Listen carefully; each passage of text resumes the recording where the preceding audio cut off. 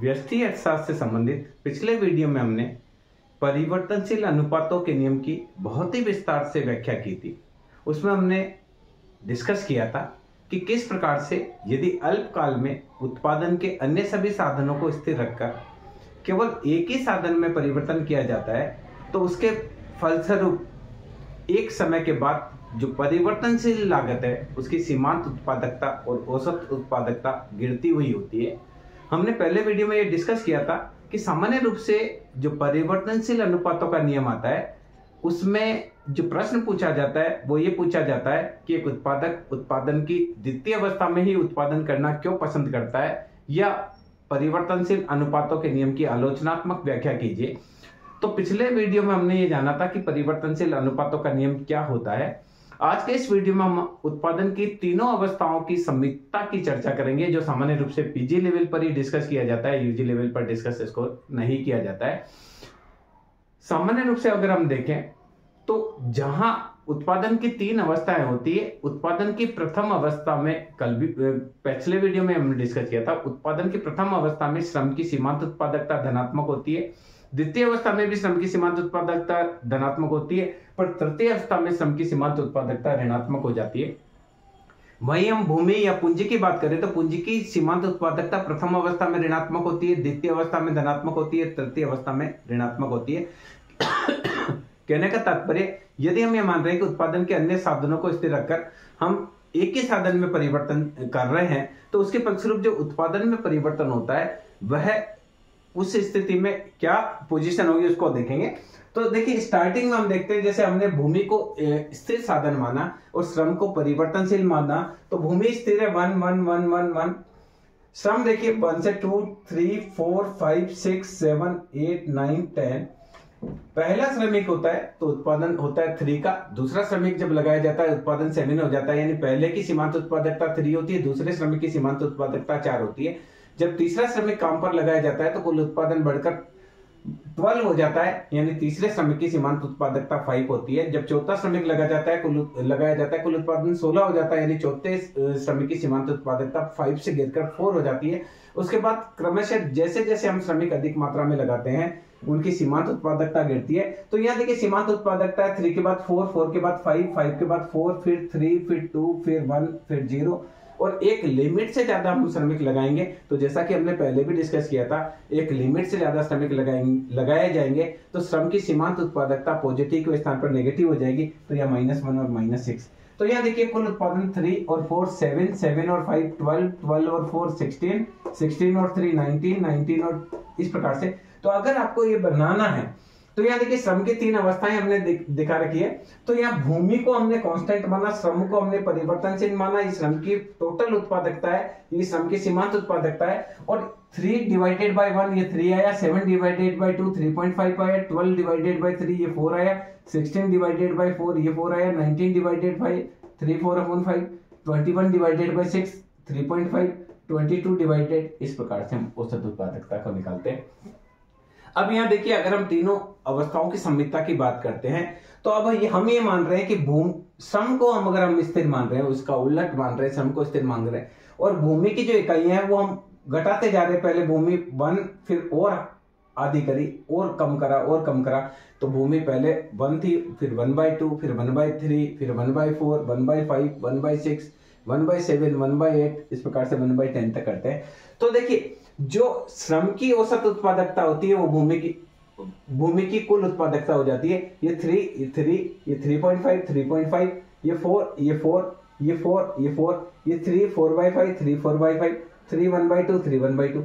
और दूसरी चीज, जो इसकी औसत कुल उत्पादकता थी वो इसकी औसत उत्पादकता हो जाती है 3 7 12 16 19 21 22, फिर 22 21 और 50।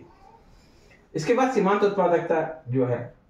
अब देखिए, हमको यहां ये देखना है, इन तीनों अवस्था में स्पष्ट है कि जो भूमि की औसत उत्पादकता है, जो श्रम की औसत उत्पादकता है वो भूमि की कुल उत्पादकता बन जाती है, जो श्रम की औसत उत्पादकता है वो भूमि की कुल उत्पादकता, और जो भूमि की कुल उत्पादकता है वो श्रम की औसत उत्पादकता, यानी उल्टा हो जाता है। ये टीपीएल जो है ये बन जाता है एपीएल, और जो एपीएल है ये कन्वर्ट हो जाता है टीपीएल में।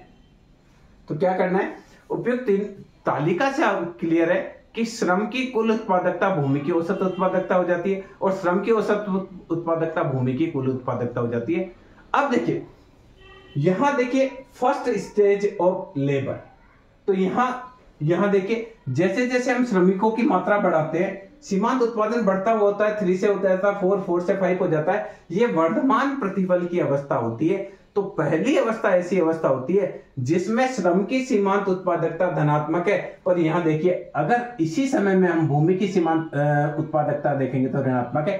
यानी प्रथम अवस्था वह अवस्था होती है जिसमें श्रमिक ज्यादा श्रम लगाने से उत्पादन बढ़ता है, पर इस स्तर पर भूमि की सीमांत उत्पादकता ऋणात्मक होती है, क्योंकि जमीन ज्यादा है और जमीन पर कम श्रमिक लगाए गए हैं। तो जमीन पर जो कैपिटल का इन्वेस्टमेंट किया गया है उसका पूरा ब्याज नहीं मिल पाता है। तो जो प्रारंभिक अवस्था है उस अवस्था में जो श्रम है उसकी प्रथम अवस्था होती है, पर भूमि की यहां पर नेगेटिव अवस्था होती है। तो एक उत्पादक उत्पादन की प्रथम अवस्था में उत्पादन नहीं करेगा। कल मैंने आपको इसको कैपिटल के रूप में उदाहरण दिया था, आज मैं आपको भूमि के रूप में बताता हूं। मान लीजिए एक व्यक्ति के पास 20 बीघा जमीन है और ये 20 बीघा जमीन उसने मान लीजिए उसने 50 लाख में 20 बीघा जमीन खरीदी और वह उस पर ऑर्गेनिक खेती करना चाहता है। अब अगर वो एक भूमि उसके पास 20 बीघा फिक्स है, एक ही श्रमिक लगाता है, तो पता चला कि एक श्रमिक लगने से केवल 5 बीघा जमीन पर ही खेती हो पा रही है, 15 बीघा जमीन पर खेती नहीं हो पा रही है। तो 5 बीघा जमीन पर जो प्रोडक्शन हुआ वो एक लेबर की वजह से हुआ। तो वो जो 5 बीघा जमीन है उस पर जो इन्वेस्टमेंट किया उसका तो पॉजिटिव रिटर्न आ रहा है, पर बाकी 15 बीघा जमीन में जो पैसा लगाया गया उसका ब्याज भी नेगेटिव रोल अदा कर रहा है। कहने का तात्पर्य है कि एक ही श्रमिक लगाया गया, उससे कुछ जमीन का कुछ भाग ही है उस पर प्रोडक्शन हो पा रहा है, बाकी जमीन में प्रोडक्शन नहीं हो पा रहा है। तो बाकी जमीन में जो इन्वेस्टमेंट किया गया उस पूंजी का ब्याज, इधर जो प्रॉफिट होगा उसको वो नेगेटिव करेगा। ये देखिए नेगेटिव। जब 2 श्रमिक लगाए गए, श्रमिक की मात्रा 2 हुई तो थोड़ी ज्यादा भूमि पर खेती करना प्रारंभ किया गया। जब श्रमिक 3 हुए तो और ज्यादा भूमि पर कृषि करना प्रारंभ किया। तो होता क्या है, तो प्रारंभ में क्या होता है, जब श्रमिकों की संख्या कम होती है तो ऐसी स्थिति में भूमि जो कि स्थिर साधन है उसका पूर्ण प्रयोग नहीं हो पाता है। इस कारण उसमें जो पूंजी लगी है उसका ब्याज जो होता है और उस पर जो और खर्चा किया गया है वो नेगेटिव रोल अदा करता है। तो जो प्रथम अवस्था होती है उत्पादन की, उस अवस्था में श्रम की ये सीमांत उत्पादकता धनात्मक होती है, पर जो मशीन है उसकी सीमांत, ये जो भूमि है उसकी सीमांत उत्पादकता ऋणात्मक होती है।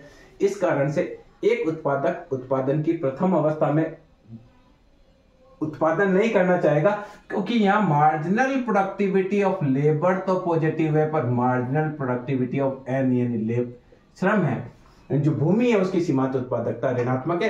क्योंकि कम श्रमिक होते हैं, कम श्रमिक होने की वजह से भूमि का पूरा यूटिलाइजेशन नहीं होता है, तो उस पर जो पूंजी का इन्वेस्टमेंट किया उसका ब्याज नेगेटिव रोल अदा करता है। उस भूमि को सुधारने के लिए जो खर्चा किया गया वो खर्चा भी नेगेटिव रोल अदा करता है। इसके अलावा देखिए, ये उत्पादन की जो द्वितीय अवस्था है हम देखेंगे। तो अब आप देखिए कि भूमि और ये तीनों अवस्थाओं को हमने चित्र के माध्यम से भी बताया गया। तो ये देखिए टोटल प्रोडक्शन ऑफ ये देखिए यहां क्या है, यहां टोटल प्रोडक्शन ऑफ लेबर है। स्टार्टिंग में देखिए मूल ये जो सीमांत उत्पादक है वो बढ़ते हुए क्रम में, उसके बाद घटते हुए क्रम में, जैसा भी बताया। तो ये सीमांत उत्पादन, मार्जिनल लेबर और ये एवरेज प्रोडक्टिविटी ऑफ लेबर। अब देखिए जहां टोटल प्रोडक्टिविटी ऑफ लेबर है वही एवरेज प्रोडक्टिविटी ऑफ एन होगा, और एवरेज प्रोडक्टिविटी ऑफ लेबर होगा वही टोटल प्रोडक्टिविटी ऑफ एन होगा, क्योंकि बिल्कुल ये उल्टा है, ये इसकी जगह है, ये उसकी जगह।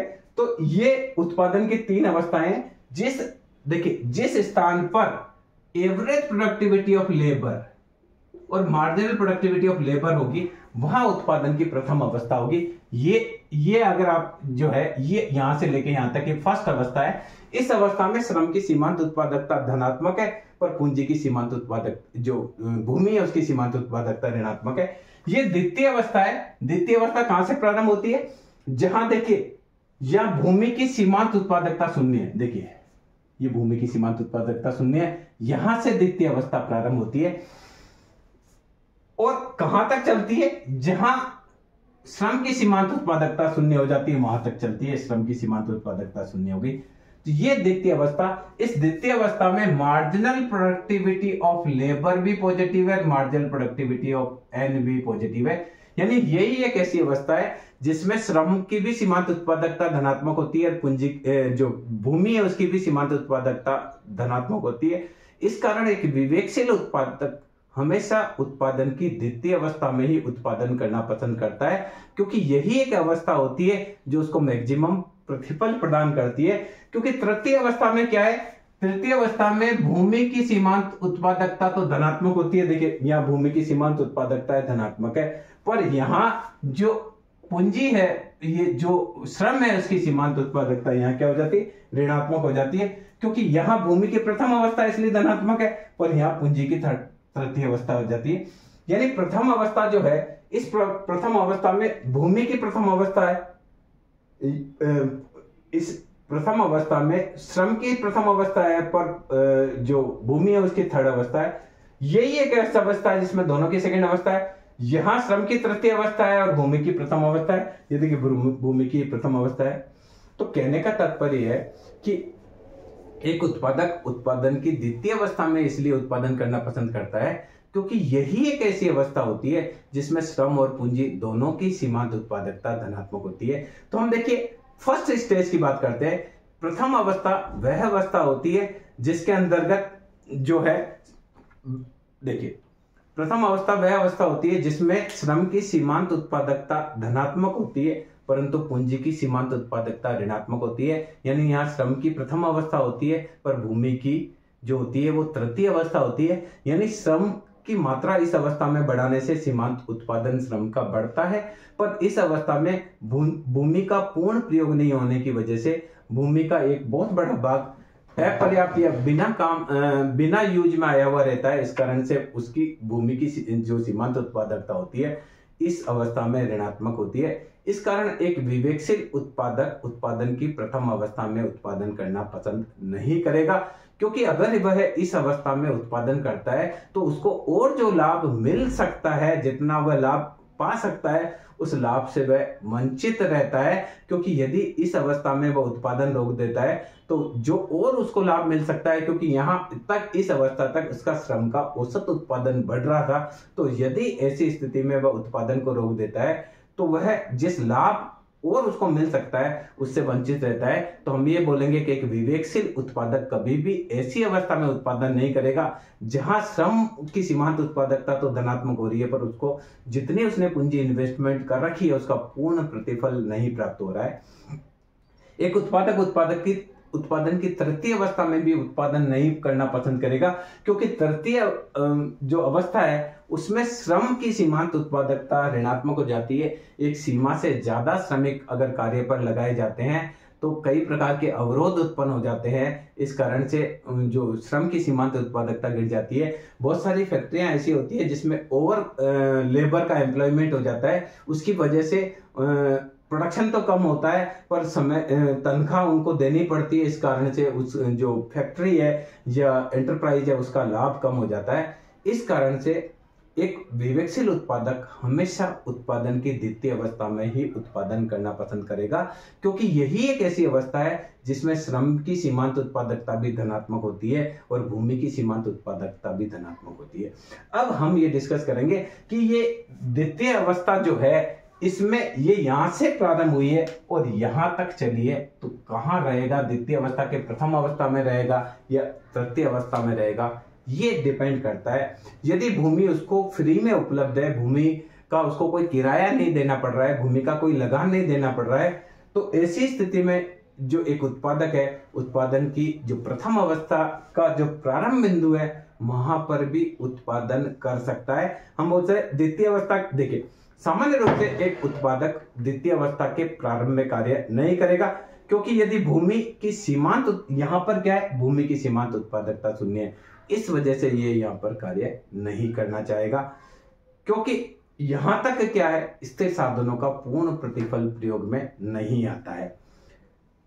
केवल ये उसी स्थिति में द्वितीय अवस्था के प्रारंभ में उत्पादन कर सकता है यदि इसको लगता है कि जो भूमि है उसको फ्री मिल रही है, तो ऐसी स्थिति में यह द्वितीय अवस्था के प्रथम स्तर पर उत्पादन कर सकता है।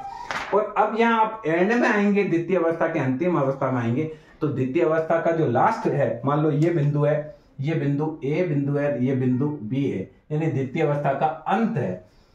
इस अंत में श्रम की सीमांत उत्पादकता शून्य हो जाती है। तो एक उत्पाद, अगर मान लो मजदूरी है, श्रम को ज्यादा देनी पड़ रही है और उसकी सीमांत उत्पादकता उससे कम है, तो ऐसी स्थिति में भी एक उत्पादक उतने मजदूर को नहीं लगाएगा, क्योंकि देखिए ये वाला जो मजदूर है, 7वां मजदूर है, वो उत्पादन एक ही कर रहा है। अगर उसकी मजदूरी एक उत्पादन से ज्यादा है तो ऐसे श्रमिक को भी कार्य पर लगाने से उसको कोई फायदा नहीं है। तो द्वितीय अवस्था के अंत तक उत्पादन जो है वो भी नहीं करेगा, क्योंकि उसमें जो श्रम है, ऐसा श्रम भी संभव है जिसकी सीमांत उत्पादकता तो धनात्मक होती है, पर उसको जो मजदूरी दी जा रही है उसकी तुलना में वो कम उत्पादन करके देता है। तो इस कारण से जो उत्पादन की द्वितीय अवस्था है, इसमें भीतर कहीं उत्पादन करेगा, न तो ये स्टार्टिंग पॉइंट पे करेगा, न ही अंत में करेगा। तो दूसरी अवस्था देखिए, अब हम इसको कह सकते हैं उत्पादक द्वितीय अवस्था में किस भाग में उत्पादन करेगा, ये भूमि और श्रम की कीमत है, इस पर डिपेंड करता है। यदि भूमि सस्ती अवेलेबल है, बहुत सस्ती अवेलेबल है, तो अगर मान लीजिए हम कह रहे हैं कि ये तुलनात्मक कीमत दोनों की हम देखेंगे, यदि श्रम तुलनात्मक रूप से सस्ता है, तो श्रम सस्ता है तो ये द्वितीय भाग के इस साइड में उत्पादन करेगा। और भूमि तुलनात्मक रूप से सस्ती है, जैसा मैंने कहा कि अगर भूमि फ्री में होगी तो यहां उत्पादन करेगा। तो इस द्वितीय अवस्था को भी हम यूं मान लीजिए दो भागों में बांट लेते हैं। अगर श्रम तुलनात्मक रूप से सस्ता है तो द्वितीय अवस्था के दूसरे भाग में एक जो उत्पादक उत्पादन करना पसंद करेगा, और भूमि अगर तुलनात्मक रूप से सस्ती है तो ये द्वितीय अवस्था के प्रथम भाग में उत्पादन करना पसंद करेगा। यह डिपेंड करता है कि श्रम और पूंजी की जो कीमत है वो क्या है। तो मैं समझता हूं इस वीडियो के माध्यम से आप समझ पाए होंगे कि उत्पादन की तीनों अवस्था की संमितता को किस प्रकार से बताया जाता है। और अब तक हमको ये एक रटाया जाता था कि उत्पादन की द्वितीय अवस्था में एक उत्पादन करना पसंद इसलिए करता है क्योंकि द्वितीय अवस्था ही वह अवस्था होती है जिसमें श्रम का कुल उत्पादन अधिकतम होता है। जबकि स्थिति क्या है, प्रथम अवस्था में उत्पादन इसलिए नहीं करता कि वहां श्रम की सीमांत उत्पादकता धनात्मक है पर भूमि की सीमांत उत्पादकता ऋणात्मक है। तृतीय अवस्था में इसलिए उत्पादन नहीं करता है कि वहां पर भूमि की सीमांत उत्पादकता तो धनात्मक है पर श्रम की सीमांत उत्पादकता तो धनात्मक है पर भूमि की सीमांत उत्पादकता ऋणात्मक होती है। एक ऐसी द्वितीय ही अवस्था है जिसमें उत्पादन दोनों ही साधनों की सीमांत उत्पादकता धनात्मक होती है। इस कारण एक विवेकशील उत्पादक उत्पादन की द्वितीय अवस्था में ही कार्य करना प्रारंभ करता है। मैं समझता हूं इस वीडियो के माध्यम से बहुत अच्छी तरीके से क्लियर हुआ होगा आपको कि एक उत्पादक उत्पादन की द्वितीय अवस्था में ही कार्य करना क्यों पसंद करता है। धन्यवाद।